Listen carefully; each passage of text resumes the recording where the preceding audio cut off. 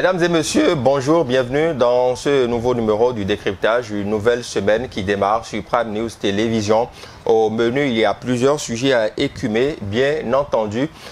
Corps de nos frontières aux États-Unis d'Amérique, l'ancien président Donald Trump a échappé belle à une tentative d'assassinat sur sa personne. On questionnera la défaillance probable au sein de son dispositif sécuritaire. Qu'est-ce qui a bien pu pousser ce jeune homme à vouloir procéder ainsi et à attenter à la vie d'une si haute personnalité au sommet de l'État en pleine campagne pour la présidentielle de 2024 aux États-Unis? Nous allons en parler. Ici au Bénin, il y a eu un nouvel accident au niveau de Dassa-Zoumé. On parlera de ceci avec une question en prime. Est-ce le temps de se poser les vraies questions? Est-ce le temps d'exorciser véritablement ce tronçon-là qui devient le tronçon célèbre de la mort au Bénin? Nous en parlerons. Et puis, si vous en avez convenance, on parlera d'un autre sujet relatif, bien sûr, à cette accusation contre le Bénin et la Côte d'Ivoire. Eh bien, Ibrahim Traoré, le président de la transition au niveau du pays des hommes intègres, accuse les deux pays d'abriter des bases militaires où se formeraient des gens qui vont déstabiliser bientôt son pays. Pour l'exercice aujourd'hui, je suis avec un confrère, Stéphane Ahinou-Hossou. Il est journaliste. Bonjour, cher ami. Bonjour, Stanislas. Merci beaucoup d'accepter notre invitation, comme toujours. Merci, c'est un plaisir d'être avec toi en plateau. Merci beaucoup. Je rappelle, journaliste et puis rédacteur en chef du quotidien L'Autre Vision. Commençons déjà par cet accident survenu sur la route de Dassa-Zoumé ce dimanche. On a appris la nouvelle. Un énième cas d'accident sur ce tronçon déjà. 4 morts et une quarantaine de blessés selon les bilans provisoires. Un regard. Oui, il faut déjà commencer par exprimer notre compassion à l'endroit de ces familles éplorées et souhaiter que dans le cas de ceux qui sont ceux qui ont des blessures, les blessés, qu'on ne connaisse pas de mort, que les soins soient intensifiés pour qu'ils en sortent guéris. Alors, il faut déjà dire que depuis le tragique événement qui a eu lieu à Dassa, où on a connu beaucoup de morts, c'est devenu un fait récurrent que... C'était en 2023, en 2023, début d'année 2023. Bien évidemment, c'est devenu récurrent que à Dassa-Zoumé, on assiste à des cas d'accident, de manière à ce qu'on commence par se demander si Dassa-Zoumé n'est pas devenu le carrefour de l'accident. Et par rapport à ça, on s'interroge sur ce qui peut causer, ce qui peut être à la base de ces cas d'accident répétés. Alors, moi, rapidement, je peux évoquer 3 raisons. Oui, il y a une raison qui peut être spirituelle, si on ne veut pas paraître superstitieux. On peut se demander si ceux qui sont décédés là sont toujours là à susciter d'autres formes d'accidents, parce que nous sommes au Bénin. Si lorsqu'il y a des accidents de cette nature, il y a quand même les prêtres du phare ou bien les prêtres exorcistes qui font un certain nombre d'exorcismes pour que les âmes de ceux qui sont décédés là ne soient pas dans les environs à susciter d'autres formes d'accidents. Donc ceux qui sont les dignitaires des différents cultes doivent s'y pencher, voir s'il y a des choses à faire. Il faut les faire pour que ces cas d'accident là ne soient pas répétés. Ensuite, il faut dire que les compagnies qui envoient les bus sur ce tronçon-là, quand on se met sur ce tronçon, on voit la vitesse à laquelle ces bus-là filent. Et on se demande même si ils ne s'amusent pas avec la vie de ceux qui embarquent à bord de ces bus-là. Donc, je trouve qu'il revient à ceux qui sont en charge de ces compagnies-là de prendre les dispositions nécessaires, de sensibiliser ces conducteurs-là, pour ces chauffeurs, pour qu'ils soient un peu plus prudents, qu'ils respectent le code de la route et qu'ils se conforment aux vitesses réglementaires quand on est dans une certaine agglomération. Et par rapport à ça, je voudrais également interpeller le CNSR. Si le CNSR, par exemple, peut mettre un dispositif d'alerte ou de contrôle sur ce tronçon en particulier, je pense que ça peut quand même contribuer à amoindrir quand même la fréquence d'accidents que nous avons sur ce tronçon. La police républicaine également peut mettre des dos d'âne ou pour que à ces hauteurs-là, pour ralentir la vitesse. Voilà, pour ralentir la vitesse. Donc voilà un peu ce que je pense par rapport à ce cas d'accident. D'accord. Alors, on rappelle que l'accident est survenu dans la matinée du samedi 13 juillet 2024 à hauteur de Paouian. Bien sûr, selon les informations diffusées par Bib Radio. Et puis, il faut dire aussi que selon le premier adjoint au maire de Dassa-Zoumé qui s'est confié à nos confrères, c'est une collision entre deux véhicules qui a justement provoqué cet accident qui viendrait d'une compagnie étrangère de transport. Voilà les premières précisions que nous avons. Stéphane, est-ce que au-delà du volet spirituel, les dispositifs à prendre, vous l'avez dit tantôt, la police républicaine, le Centre national de sécurité routière surtout, est-ce qu'il n'y a pas une prise de conscience déjà au niveau des conducteurs de ces bus et pas que, même les petits véhicules sur ce tronçon, on voit quand même que ça roule à toute vitesse, sans contrôle aucun. Est-ce qu'il n'y a pas une part de prise de conscience, de prise de responsabilité au niveau de nous-mêmes usagers de la voie quand nous sommes à bord de nos véhicules sur ce tronçon-là? Oui, absolument. Il doit y avoir une prise de conscience et une sorte de responsabilisation accrue au niveau non seulement des chauffeurs, mais aussi au niveau de ces compagnies-là ou de ces propriétaires de bus ou choses. Parce que, voyez-vous, quand on prend ce trafic-là, il y a des contournements parfois. C'est pourquoi j'ai interpellé le CNSS. Peut-être mettre des signalisations de manière à ce que quand le chauffeur sent qu'il y a une sorte de dépression, etc., qu'il puisse savoir qu'à ce lieu-là, ils doivent ralentir ou réduire la vitesse. Maintenant, il peut y avoir ces signalisations. Maintenant, est-ce que le chauffeur se conforme au code de la route? C'est pour cela que leur responsabilité doit être vraiment interpellée. Parce que c'est des vies qui sont en jeu. Quand on se met sur la voie, c'est des familles. Ce n'est pas seulement une seule personne. Une seule personne à bord d'un bus, c'est toute une famille, c'est toute une collectivité, etc. Donc, il doit pouvoir savoir qu'il y a une lourde responsabilité. Déjà, ceux qui conduisent là, dans quel état ils conduisent? Est-ce qu'ils ne conduisent pas en état d'ébriété? Est-ce qu'au volant, ils n'ont pas leur téléphone?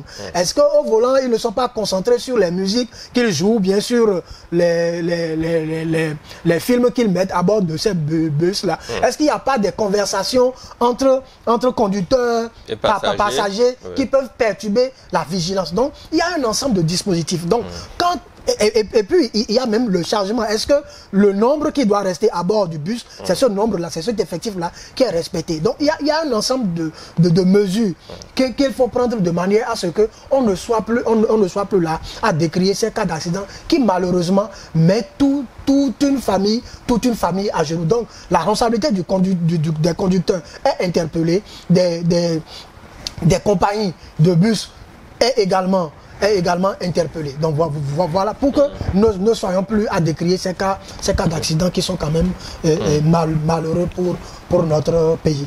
Exactement. Stéphane, on a l'impression que les Béninois ont la mémoire courte parce que ce qui s'est passé quand même en début d'année 2023, c'est encore vivace dans les mémoires avec plusieurs morts. Ça a fait le tollé, c'est passé sur tous les réseaux sociaux et tout ce qui va avec. Mais on a le sentiment que c'est déjà derrière nous et d'autres cas d'accident surviennent. Ça n'émeut personne. Cette fois-ci, on dénombre 4 décès. C'est comme s'il n'y a pas eu de décès. En fait, la vie humaine est presque banale, voire banalisée, à mon sens, au regard de ce qui se fait. Oui, on a parlé de cet accident, c'est comme si c'est quelque chose de normal. La vie va continuer, les gens vont continuer par mourir sur ce tronçon. Et s'il n'y a pas quelque chose qu'il faut vraiment dire aujourd'hui pour tirer la sonnette d'alarme, pour attirer davantage l'attention, pour que justement ça change? J'ai entendu quelqu'un dire que bon, c'est mineur comme incident. C'est vrai, effectivement, comme tu l'as dit, il y a une forme de banalisation de la vie parce qu'une seule vie, c'est quand même beaucoup. 4 Voyez-vous, c'est parce que pour ce qui s'est passé en 2023, c'est que du point de vue de l'effectif, ça a été quand même... Et puis, il faut voir la qualité des personnes qui étaient à bord. C'est surtout ça qui a suscité autant de polémiques, qui a suscité cet émoi généralisé au niveau de l'ensemble du pays. Mais il faut souligner que ces cas de décès-là, on en enregistre tous les jours sur tous nos axes routiers. C'est pour cela qu'il est important que le CNSR, au-delà de ces rappels périodiques, il faut que le CNSR ait des entretiens réguliers avec les chauffeurs, avec les compagnies de bus, de manière à ce qu'ils puissent savoir que se mettre sur la voie pour conduire des gens, c'est une lourde responsabilité. Ne pas le faire, c'est banaliser la vie. Et puis, quand ça arrive, on ne peut plus rien faire. On a nos yeux que pour pleurer. Donc, il faut pouvoir prendre les mesures du point de vue des compagnies, les mesures du point de vue de la police républicaine, du CNSR, pour que ces cas d'accident-là soient vraiment réduits. D'accord. En tout cas, espérons que cela soit réduit pour le bonheur des populations, parce que si nous disons au revoir, on doit pouvoir revenir et accepter la bonne arrivée, parce que c'est quand même assez important. Ce sont des personnes qui doivent contribuer au développement de ce pays. Rapidement, prenons le cap du Burkina Faso, où la semaine dernière, justement, vous l'avez suivi, le capitaine Ibrahim Traoré, président de la transition au niveau du pays des hommes intègres, a accusé directement le Bénin et la Côte d'Ivoire d'abriter des bases, justement, où se formeraient des personnes qui tenteraient de déstabiliser son pays. La réplique a été cinglante du côté du Bénin. On a suivi le porte-parole du gouvernement, Wilfried Léandre Ngouedji, qui a répliqué et qui, je cite, c'est l'hôpital qui se moque de la charité. Votre analyse? Oui, je crois que à la limite, on peut dire que cette déclaration du président du Burkina Faso, pour moi, c'est la goutte d'eau qui a fait déborder le vase. Parce que on ne peut pas comprendre qu'un pays avec qui, a priori, nous n'avons pas de problème, le Bénin n'a pas de problème particulier, le Bénin n'est pas en conflit avec le Burkina Faso, il n'y a pas d'antécédent majeur entre les deux pays. On ne comprend pas pourquoi le président Ibrahim Traoré puisse prendre le devant et faire des déclarations aussi graves, des déclarations que moi je traite d'appel à l'insurrection. C'est une incitation à la violence et à la haine gratuite et qui ne se fonde sur aucune base. On a comme l'impression qu'après leur sommet, le sommet de l'AES, oui, et qu'après leur entretien, ils aient pris la décision de confier le sale job aux plus jeunes. Parce que n'oublions pas que dans un passé récent, les anciens chefs d'État ont amorcé quand même une sorte de négociation pour qu'il y ait des gels de la crise qu'il y a entre le Bénin et le Niger. Donc peut-être que le président nigérien Tchani, voyant la parole qu'il a déjà donnée aux anciens présidents, ne pouvant plus vraiment revenir à la charge, a dû confier le sale boulot au plus jeune président burkinabé pour qu'il vienne faire des déclarations aussi alarmantes qui ne reposent sur rien. Parce que le Bénin a été suffisamment clair.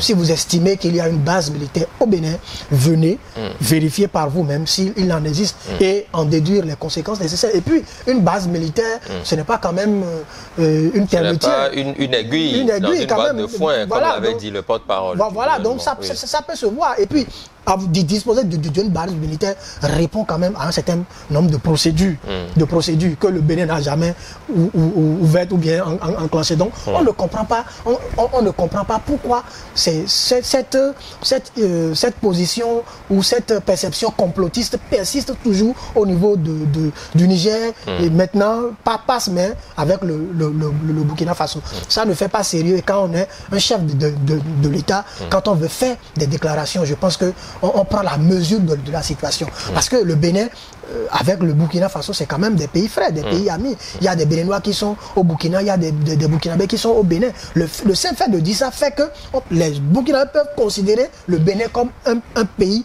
ennemi, les Béninois comme des ennemis. Donc je trouve que c'est extrêmement grave venant d'un chef de l'État. Et puis, pour un chef d'État jeune, où on peut dire que ils sont l'espoir et l'avenir de l'Afrique, je trouve que ce n'est pas bien.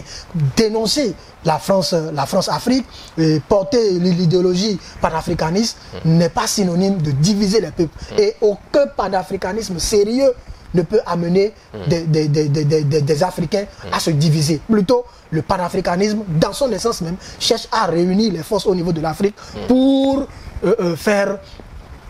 pour donner une bonne image à l'Afrique au plan international. Est-ce que vous pensez qu'il est en train de faire diversion, comme le disent certains analystes qui pensent qu'il est arrivé au pouvoir par coup d'État, il a fait déjà la durée, il demande encore un mandat supplémentaire, il n'atteint pas ses objectifs et il faut trouver des boucs émissaires pour distraire la population. Est-ce que c'est votre avis? Non, je trouve que c'est une forme de diversion, mais une diversion mal choisie. Une diversion mal choisie. Et ça me surprend venant de lui. N'oublions pas que, voyez-vous, ces chefs d'État qui sont venus au pouvoir par le biais d'un coup d'État, voyez, ils ont cette tendance à maintenir le peuple, non seulement dans la peur, mais à utiliser des moyens pour trouver des boucs émissaires afin de légitimer leur pouvoir. Et je trouve que il est aussi dans cette posture pour montrer que bon, c'est lui qui maîtrise, je sais pas, c'est lui qui est le chef de l'État le mieux adulé, le chef de l'État qui connaît les réalités, qui lutte contre la France pour avoir l'estime de sa base, parce que il sait que quand il va mettre cela en avant pour dire que bon, il est contre la France, il est contre tous les pays qui s'alignent derrière la France pour combattre les intérêts du Burkina Faso, il aura une certaine masse qui va le porter, qui va le soutenir, mais je trouve que c'est mal trouvé comme stratégie parce que ça jette de l'opprobre sur le Bénin au plan international, ça discrédite le Bénin. Maintenant, quand vous voulez faire de la diversion, faites de la diversion sur des éléments concrets.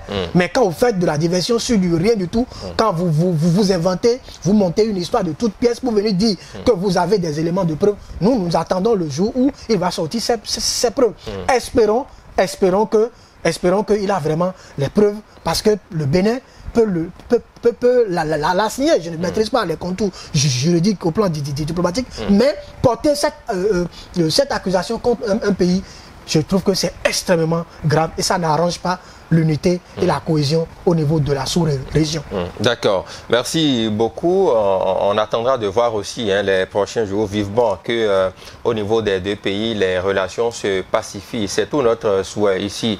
Il faut que le Bénin, le Burkina, le Niger, les autres pays de la sous-région se donnent main dans la main parce que nous sommes des pays en voie de développement et on a envie de se développer. Par contre, il y a un pays très développé, puissance mondiale, les États-Unis d'Amérique, où là-bas, samedi 13 juillet dernier, l'ancien chef d'État Donald Trump a échappé belle à une tentative d'assassinat. Que s'est-il réellement passé? Nous sommes quand même à quelques encablures de la présidentielle prochaine qui s'annonce pour 2024. Stéphane, vous avez suivi, tout comme nous, un peu le tollé général que cet événement a suscité dans le monde entier. Donald Trump est-il en danger? Oui, vraisemblablement. Il est en danger. Il est en danger et c'est peut-être ce tir manqué, cet attentat manqué, je ne sais pas, cet assassinat manqué est un signe qui devrait réveiller le dispositif sécuritaire de Donald Trump. Parce que, qu'on le veuille ou non, c'est quand même un véritable challenger, celui qui est actuellement là, Joe Biden. Ouais. Et puis Donald Trump, on ne voit pas encore le candidat qui aura quand même son aura là actuellement, parce que c'est de justesse qu'il a été battu. Et puis il a encore le vent en poupe. Donc je trouve que pour un ancien président présidentiable qui a cette envergure, il ne doit pas y avoir de faille dans son dispositif sécuritaire. Et cela, ce qui est arrivé doit amener, n'est-ce pas, donc ceux qui sont en charge de sa sécurité à retrousser les manches et à renforcer le dispositif sécuritaire. Mais en même temps, c'est désolant et c'est déplorable de voir que les États-Unis, qui sont quand même considérés comme un pays le père de la démocratie, etc., que à quelques un présidentiable ou un ancien président soit victime de ces cas de tentative, de ces cas d'assassinat. Je trouve que c'est extrêmement dangereux. C'est extrêmement dangereux et ce n'est pas pour la première fois. Quand on voit dans l'histoire de la démocratie américaine, ces cas-là sont répétés. Sont répétés, où des présidents, des anciens présidents qui sont assassinés, où il y a eu des tentatives d'assassinat. Ce n'est pas bon pour la démocratie américaine. Mais quand justement vous en parlez, ce n'est pas bon pour eux. Quand eux qui sont les mieux surveillés au monde, j'ai envie de dire, qui ont l'armada offensive la mieux aguerrie, qui sont très bien surveillés avec des services de renseignement UP, très informés à la minute, quand ces failles-là se glissent dans leur sécurité, est-ce qu'il n'y a pas de raison d'avoir peur pour leur vie? Oui, absolument. Il faut avoir peur pour leur vie. Quand vous vous engagez en politique, surtout aux États-Unis, ça dit que votre vie en permanence est en danger. Et l'histoire politique démocratique aux États-Unis l'a montré. Et c'est ahurissant, et tu l'as évoqué, c'est ahurissant que tous ces moyens-là soient là et qu'on puisse assister à cet assassinat manqué là. Maintenant, qu'est-ce qui peut justifier ça? Parce que qu'est-ce qui a motivé que c'est un jeune de 20 ans à peine? Bon, vous voyez, il y a trois raisons possibles. La première raison, c'est que pour des questions de célébrité, on voit des gens qui s'adonnent à ces actes de violence. Juste parce qu'ils veulent être célèbres pour des raisons de célébrité. Est-ce que ce jeune-là n'est pas dans cette posture de célébrité? Parce que tuer Donald Trump, le tuer, c'est quand même... Il va rentrer dans l'histoire. Il va rentrer dans l'histoire, c'est quand même une gloire. Une gloire. Il y a des gens qui préfèrent cette issue-là pour être célèbre, pour avoir de la gloire, etc. Même si ce n'est pas la bonne posture. Ensuite, j'ai entendu dire qu'il est de la gauche, Donald Trump serait de la droite, etc. On voit une main derrière. Voilà, donc on peut trouver qu'il y a de la manipulation politique derrière. On peut manipuler ce jeune-là pour éliminer un potentiel candidat qui peut être le prochain président des États-Unis. Donc, pour des raisons politiques, idéologiques ou des raisons de célébrité, on peut arriver à ces cas-là qui, malheureusement, n'honorent pas les États-Unis. Oui, et pour information, on apprend qu'il y a eu des explosifs qui ont été retrouvés dans la voiture de l'auteur présumé des tirs ayant visé Donald Trump samedi en Pennsylvanie, ont affirmé dimanche plusieurs médias américains citant des sources au sein des forces de l'ordre. Bien sûr, à 20 ans, Thomas Matthew Crooks, il est originaire de la Pennsylvanie. Il a tiré depuis le toit d'un hangar sur l'ancien président américain en plein meeting et l'a blessé à l'oreille droite. Un supporter présent à l'événement a été tué et 2 autres spectateurs ont été grièvement blessés. Aussi, vouloir l'atteindre et le blesser par l'oreille gauche, on dirait qu'il l'a manqué de très peu, sinon on serait en train de parler d'autre chose aujourd'hui. Oui, l'objectif, c'était de l'éliminer. Heureusement pour Donald Trump que la balle n'a pas pu atteindre la cible voulue. Maintenant, il va falloir que quand on se promène en tant que candidat, quand on se promène dans les villes des États-Unis, il faut prendre les mesures sécuritaires qu'il faut. Maintenant, pour la suite, qu'est-ce qu'il faut entrevoir? Est-ce qu'il y a la sérénité pour la suite de la campagne? Je pense qu'il reviendra à Donald Trump de renforcer son dispositif sécuritaire s'il veut vraiment continuer dans sa lancée. Maintenant, on ne peut pas avoir tiré sur Donald Trump et que ça va passer inaperçu. Banal. Il faudrait que les services compétents fassent diligence pour que l'issue favorable soit trouvée à cette situation. Pour que l'affaire soit élucidée, soit éclairée et que on peut savoir les réelles motivations qui ont amené ce jeune homme-là à poser cet acte qui salit l'image de la démocratie américaine. Il faut noter simplement qu'il y a eu différentes réactions. Joe Biden, le président de la République, qui a dénoncé cela et qui voudrait faire la lumière sur ce dossier. Emmanuel Macron, beaucoup d'autres dirigeants du monde, justement. Le président vénézuélien Nicolas Maduro, lors d'une rencontre aussi, a réagi. Donc, beaucoup ont condamné ça. On verra bien. La suite, ce sera tout. Merci beaucoup, Stéphane. Merci d'être passé. Merci. Vous êtes journaliste, rédacteur en chef du journal L'Autre Quotidien. Mesdames et messieurs, c'est ici que se referme ce numéro du décryptage. Merci de l'avoir suivi. À demain.